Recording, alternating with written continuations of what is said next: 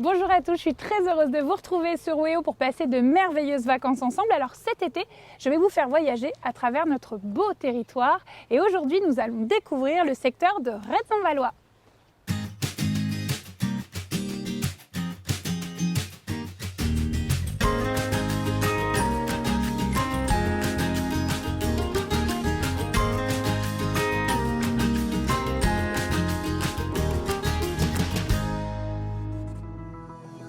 Retz-en-Valois est situé dans le département de l'Aisne, au carrefour de la Picardie, de la Champagne-Ardenne, du Nord-Pas-de-Calais et de l'Île-de-France. Ce territoire offre une grande variété de paysages. Au programme, j'irai à la rencontre de Dany, Michel et Josiane, passionnés de randonnée et membres de l'association de promotion des chemins verts. Ensuite, c'est Ségolène, conseillère en séjour à l'Office de tourisme, qui me conduira à la célèbre tour d'observation du Général Mangin. Puis c'est Nathalie, animatrice numérique de l'Office de tourisme, qui me présentera la ville de Villers-Cotterêts. Mais tout de suite, c'est Rémi, passionné d'histoire, qui me fait découvrir sa ville médiévale, la Ferté-Milon et ses célèbres musées. C'est parti!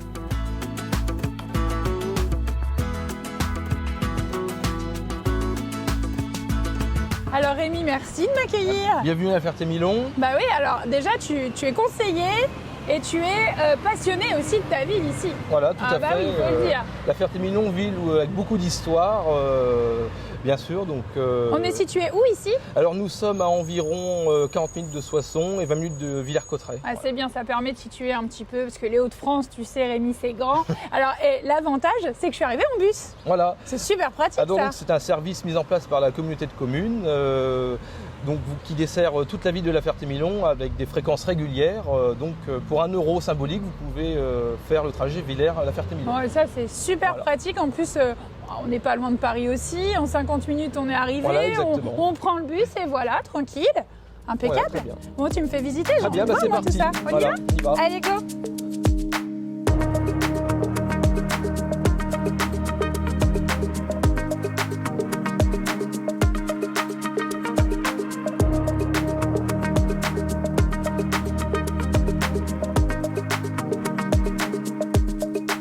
Rémi, c'est magnifique, on a l'impression d'être en vacances ici. Et oui, exactement. Voilà, nous sommes au bord du canal, là, alors c'est vraiment idéal. Idéal, effectivement, on en profite pour venir pendant les vacances et faire des petites promenades. Alors qu'est-ce qu'on peut voir ici? Qu'est-ce qu'il y a de joli? Alors donc ici on est dans la ville basse. Donc là par exemple vous avez la roue à aubes qui est le témoin d'un ancien moulin qui est maintenant détruit. Et plus loin donc sur le Mail, vous avez une passerelle, donc qui est une passerelle construite par Gustave Eiffel. Donc en remplacement d'une passerelle en bois en 1869. Et Gustave Eiffel, pour remercier la commune de cette commande avant la construction de la tour Eiffel, est venu chercher les pierres de soubassement de la tour Eiffel dans les carrières milonnaises. Ah mais c'est vraiment, en fait, il y a plein d'histoires ici en fait. On peut y passer toute une journée, se faire plaisir et apprendre plein de choses. Vous avez aussi des musées, je crois. Oui, tout à fait. Nous avons 2 musées. Donc le musée du machinisme agricole, musée qui retrace l'histoire des moyens de production agricole au travers de tracteurs, charrues. Génial, mais même ça, les outils. Enfants, ça intéresse, c'est génial. Ça. Mais quel enfant n'aime pas les tracteurs? Non mais c'est vrai. Et vous avez aussi un autre musée qui est très sympa. Voilà, alors là c'est le musée Jean Racine, donc musée qui retrace la vie du célèbre poète français au travers de tableaux, d'écritures, de livres, et aussi musée dédié à la vie de la ville. Voilà. Ouais, en fait finalement il y en a un petit peu pour tous les goûts et on peut se faire plaisir. En tout cas c'est très agréable de faire cette petite visite avec toi. On sent que tu es vraiment passionné, que tu adores ça. Bah oui, il y a largement de quoi faire à la Ferté-Milon, donc pour les passionnés d'histoire, pour les amoureux de la nature, voilà, il y en a pour tous les goûts. On les entend les oiseaux. Exactement. Vous les entendez aussi. En tout cas, là, tu me parlais d'histoire, on en parle. On est à côté quand même des ruines d'un super château là. Voilà, donc le château Louis d'Orléans dans la ville haute. Eh ben, il faut y aller. Tout à fait. Allez, go. On y va.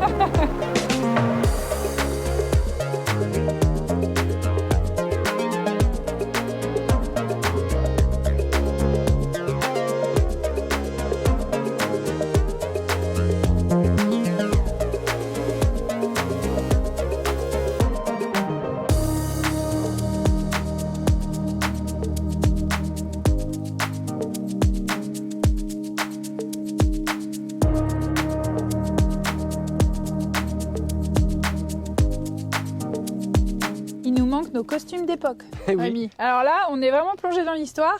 On est à l'intérieur du château, là. Voilà, nous sommes dans l'intérieur du château, exactement. Donc, le rez-de-chaussée était construit. Donc, on n'a pas trop l'impression, là, mais il était construit, visiblement. Voilà, donc, les sous-sols ont été terminés, le rez-de-chaussée également. Cependant, Henri IV, en 1594, décide du démantèlement du château. Ouais. Donc, il détruit les tours et il détruit donc, le rez-de-chaussée. Mais Voilà. quelle idée! Voilà, à cause des ligueurs, voilà, donc c'était une résistance à la couronne de France. Une résistance qui a duré 2 mois et à la fin des 2 mois, il a décidé quand il a réussi à prendre le château, il a décidé de détruire le château pour éviter qu'il reserve à de futurs opposants. Voilà. Ouais, c'est pas... Bon, ok, on accepte. Bon, c'est déjà bien en tout cas de retrouver voilà, comme ça ces traces de pierre, etc. Il y a aussi l'extérieur. Hein, Voilà la façade. La façade. Donc très belle façade défensive. Alors au-dessus de la porte principale, donc, vous avez le couronnement de la Vierge qui est un magnifique bas-relief. D'accord. D'où on peut retrouver une reproduction au musée Carnavalet à Paris. Et également, vous avez les statues de preuses qui répondent au château de Pierrefonds, qui sont les preux. Voilà. Les passionnés vont se régaler ici. En plus, la vue, elle est incroyable. On aperçoit un petit peu de rempart là-bas aussi. Voilà, absolument. Vous avez également toute l'enceinte urbaine qui comportait 24 tours à l'origine. D'accord. Il n'en reste plus que 14 et qui faisait 900 mètres de long. Ok, Voilà. bon bah il y a de quoi, on peut mettre les chaussures de randonnée, venir cet été, se faire plaisir. On aperçoit aussi les canons. Les canons, hein, exactement. voilà. Voilà. Donc nous avons 2 canons russes abandonnés par les Allemands en 1918 lors de leur retraite. Pour notre plus grand plaisir, Voilà, comme ça on les a pour nous. faire des photos, idéal pour faire des photos. Avec le panorama derrière, c'est excellent. Non, Voilà. c'est vrai que c'est magnifique, franchement il faut venir voir. Alors là, ok, t'es avec moi, tu me racontes tout ça. Si on a envie d'avoir des infos, comment on fait?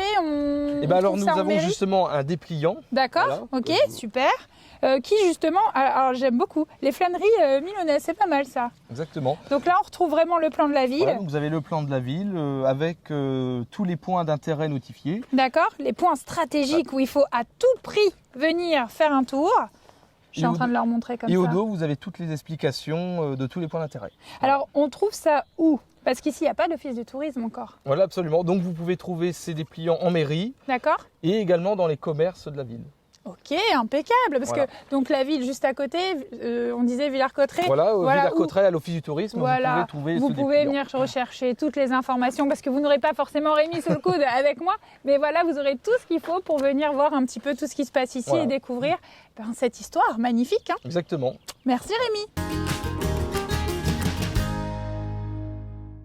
Cette année, je jouais avec moi tout l'été. Pour ça, rien de plus simple, vous prenez en photo ici, au pied de la tour Mangin, vous me l'envoyez sur les réseaux sociaux de WEO, et puis dès septembre, on fera un tirage au sort pour vous faire gagner de nombreux lots, notamment un panier surprise et un bon pour 2 personnes pour une sortie de l'office de tourisme au choix. Donc, à vos plus beaux sourires, je compte sur vous. Et tout de suite, direction Ressons-le-Long, où je vais rejoindre mes petits randonneurs.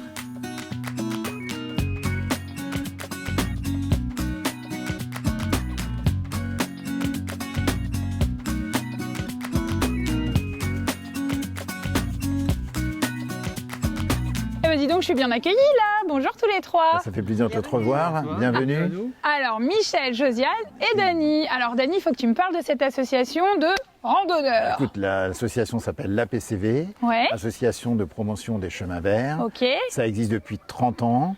Le programme, pour te dire rapidement, c'est une randonnée chaque dimanche, Génial. une fois par mois. Ok, Départ 9h30, impec. avec 2 possibilités de circuit. Un circuit de 4 km pour les marcheurs débutants. Ou très âgés.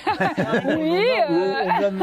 Et 8 km pour les marcheurs un petit peu plus chevronnés. si Bah tu veux, voilà, ceux qui ont vraiment envie. Voilà, ceux qui ont C'est vraiment chouette. envie, quoi. Et après, vous faites aussi une sortie sur l'extérieur, Et on fait une sortie extérieure une fois dans l'année, donc qui dure sur une journée. quoi, dans les voilà. Hauts-de-France, mais pour découvrir d'autres On choses. cible généralement les Hauts-de-France. Mais bien Ouais, sûr, voilà. vous avez bien raison. Moi, je suis d'accord Voilà. avec toi, Dany. Alors, Ou aller autrement. où aller autrement? Alors là, ici, c'est bien joli. C'est l'un des points de rassemblement. Hein. Alors là, tu vas découvrir l'église Saint-Georges. Ouais. C'est une église qui date du XIe siècle, fin XIe siècle, XIIe siècle, Mhm. donc qui s'appelle l'église Saint-Georges parce qu'en fait, c'est le fameux Saint-Georges qui a tué le dragon en 1800 et quelques, je sais pas. On le voit sur, Voilà. hein, on le voit juste là. C'est beau d'ailleurs. Voilà. hein. En fait, c'est important pour vous de faire appel un peu aussi à l'histoire, hein, Dany. Voilà. C'est ce que tu Si me tu disais veux, quand vous faites les Dans le pauses. cadre de notre rando, on a toujours un petit moyen historique, si tu veux. C'est-à-dire que, bon, On part c'est très... souvent de l'église, puis il y a souvent un parking, c'est pratique. C'est le point idéal. Et là, justement, Historiquement, Voilà. on part de là et on continue. et là, Et tu là- vas me faire découvrir plein de trucs. Je vais te faire découvrir Resson.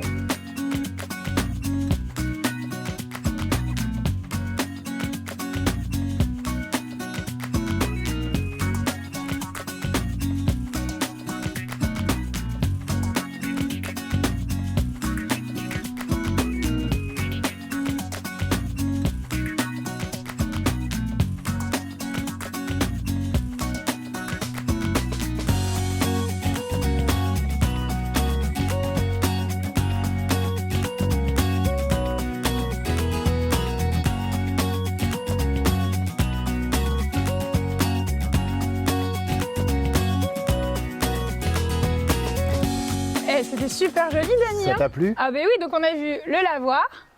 La ferme. La ferme, qui en plus maintenant est un gîte. Voilà. C'est joli, hein. Et comme je t'ai dit au début de la randonnée, on a une petite surprise pour toi. Donc, on va aller voir Sophie la potière. Génial. Voilà. Oh là là, mais génial, j'adore. Allez, activité manuelle.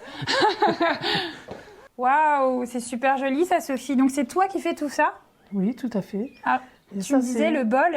Le bol, celui-ci est tourné, mais parfois il y en a qui sont modelés, c'est-à-dire faits comme ça à la main, parce que pour moi c'est très important, c'est l'objet, le premier objet utilitaire, usuel de l'homme. D'abord il a été fait en bois, Ouais. et après ils ont découvert l'argile et ils ont fait le bol, récipient essentiel. En tout cas, on sent que tu es vraiment passionné. Ça te fait du bien là, de pouvoir te ressourcer ici dans ce milieu naturel et face à toi, tes pensées. C'était important pour toi? Tout à fait, tout à fait. C'est un lieu magique ici. On est dans le calme, on est dans la nature et tout. Est-ce que ça t'embête, Sophie, parce que c'est tellement magique et calme que j'installe mes valises ici? Je pense venir quelques jours, ça vous dérange pas? Comme Non, tu parce veux. que franchement, on est bien ici. hein, Quand, on tu, est quand bien. tu veux, Emma, quand tu Alors, veux. moi, on m'a parlé d'ateliers et je trouvais ça hyper important de pouvoir justement transmettre cette passion que tu as. Tu fais des ateliers pour 1 à 4 personnes, je crois. Oui. Tu peux nous en parler un peu? Oui, tout à fait. Alors, les ateliers sont libres, c'est-à-dire je suis disponible pour accueillir qui veut. En fait, c'est bien si on fait quand même 2 jours pour pouvoir réaliser quelque chose. Oui, parce qu'alors moi, j'ai déjà testé. C'est vrai qu'il faut un peu de temps. hein. Bon, je pense qu'entre tes mains, ça doit aller plus vite, mais moi, ça faisait un peu tour de Pise à l'époque. c'est vraiment, il faut avoir la technique. Hein. Et donc, les horaires sont libres, c'est à discuter. Et ben voilà, donc on n'hésite pas, on peut te contacter. Alors moi, je vais montrer quand même ton petit atelier La Tourelle. Voilà, on a toutes les informations dessus. Puis alors, faut pas hésiter parce que alors là, on parlait de calme, de se ressourcer, mais également de pouvoir fabriquer des choses soi-même. En tout cas, tu fais des choses magnifiques parce que là, c'est la première étape. Et après, il y a la peinture. Tout à fait. Enfin, on dit pas peinture. Ah, on dit c'est quoi? Faire taper, on dit quoi? Émaillé, c'est un émail. D'accord. On pose sur la terre en deuxième cuisson. Et après, ça cuit à très haute température parce qu'ici, je fais du grès. Waouh! 1230, 1280. Donc, en plus, même s'il fait froid dehors, vous aurez chaud ici à l'intérieur avec Sophie. Merci Sophie, en tout cas, d'avoir été avec nous. Merci à vous tous. C'est moi qui vous remercie. C'était génial. Et puis alors là, moi, je vais continuer ma petite randonnée. Je vais rejoindre Ségolène et je vais monter très, très haut en haut de la tour. Ça va être génial. Cette année, je vais avec moi tout l'été. Pour ça, rien de plus simple, vous prenez en photo ici, au pied de la tour Mangin, vous me l'envoyez sur les réseaux sociaux de WEO. Et puis dès septembre, on fera un tirage au sort pour vous faire gagner de nombreux lots, notamment un panier surprise et un bon pour 2 personnes pour une sortie de l'Office de tourisme au choix. Donc à vos plus beaux sourires, je compte sur vous.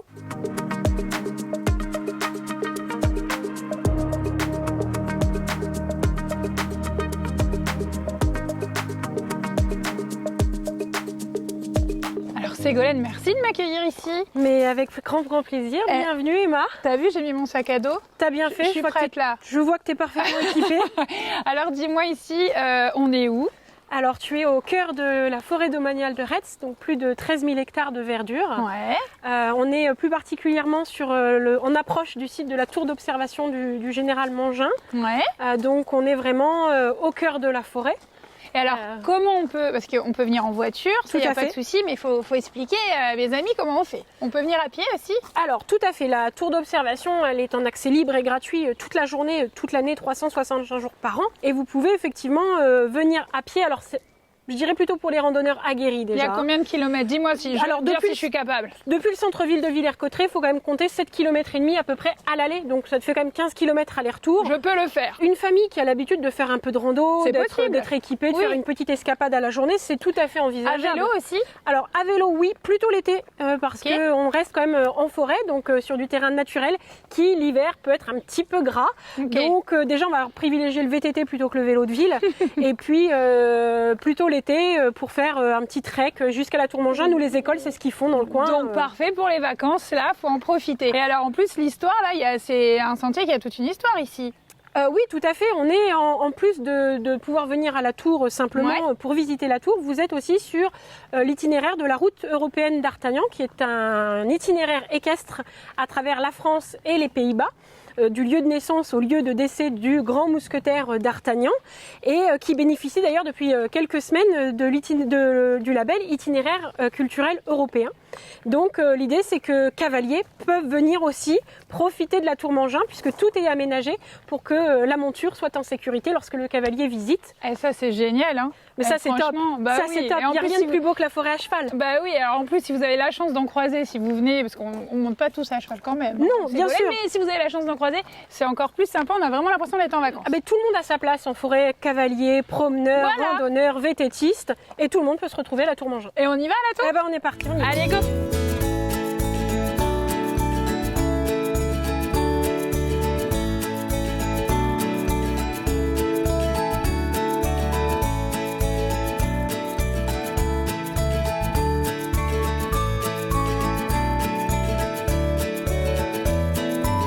Waouh, la vue, elle est... Et voilà. Ah ouais, elle est magnifique. En plus, on est seulement au premier plateau, qui est à 4 mètres quand même, je tiens à le dire. C'est ça, on est au premier étage de la tour d'observation du général Mangin. Alors, il faut que tu m'expliques. À quoi servait-elle? Depuis quand elle est là? Nous, on veut tout savoir. Hein. Bon, ils vont venir, mais il faut leur donner envie de venir. Alors oui, en plus on est sur un site à l'histoire assez conséquente, Ouais. puisque la tour d'observation du général Mangin dans laquelle on se trouve aujourd'hui n'est pas la tour de 1918, c'est une restitution qui a été faite il y a quelques années. D'accord. Mais originellement, la tour d'observation du général Mangin a été construite pendant la Première Guerre mondiale et a servi à un élément déterminant de l'histoire locale et surtout de notre région Hauts-de-France, puisque c'est la tour qui a été utilisée par le général Charles Mangin D'accord. lors de la contre-offensive dite de Villers-Cotterêts le 18 juillet 1918.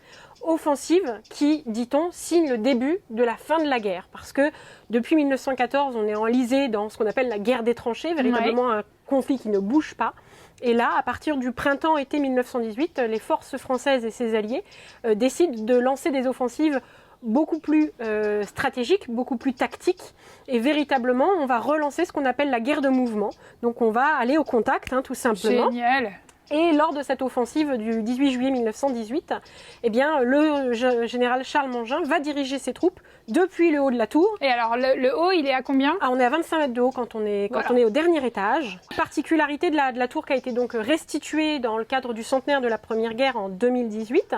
On a travaillé avec des architectes locaux qui sont allés chercher des documents d'histoire pour restituer une tour au plus proche de la réalité. Ouais. Particularité, on a conçu un musée vertical. C'est génial. Puisque dans chaque étage, donc, il y a des petits dispositifs autour de la nature, puisqu'on est quand même au cœur de cette forêt domaniale de Retz, qui, forêt elle-même, a eu un rôle déterminant dans notre histoire.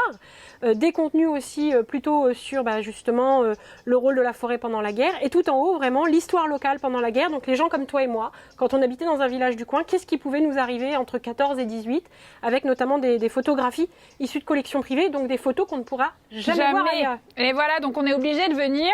Et alors, ce qui est génial aussi, c'est que si vous voulez monter d'abord, avant de faire les questions, etc., vous le pouvez, parce qu'il n'y a pas d'ordre chronologique. Il n'y a Vous faites ça comme vous voulez, on démarre au premier, on s'arrête au 4e plateau, on s'en fiche. Tout à fait. On y va? Eh ben on y va. On va voir la vue panoramique. On va voir.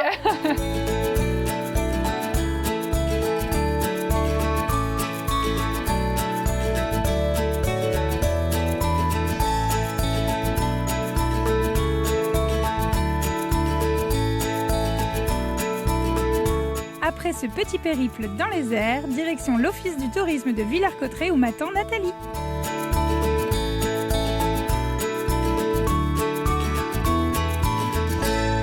Salut Nathalie. Bonjour Emma. Merci de m'accueillir. Mais je t'en prie. Écoute, là c'est rigolo que tu sois juste à côté du kakemono de la tour d'observation parce que je suis montée là-haut. J'en suis très fière. Oui, je faisais pas la maline, j'ai le vertige, mais c'était chouette ça aussi à faire. Alors là on est à l'office de tourisme. Oui. Vous êtes bien positionné en plus. Tout à fait, on est en centre-ville et face au château Renaissance qui a été construit par François Ier et qui l'année prochaine va ouvrir au public en mars 2022 et ce sera la Cité internationale de la langue française. Ça c'est la classe et en plus en pleine rénovation, là il y a du boulot, ils sont beaucoup, hein. C'est un gros chantier. C'est un très très gros chantier, nous Ouais. avons à peu près 600 compagnons actuellement sur le chantier.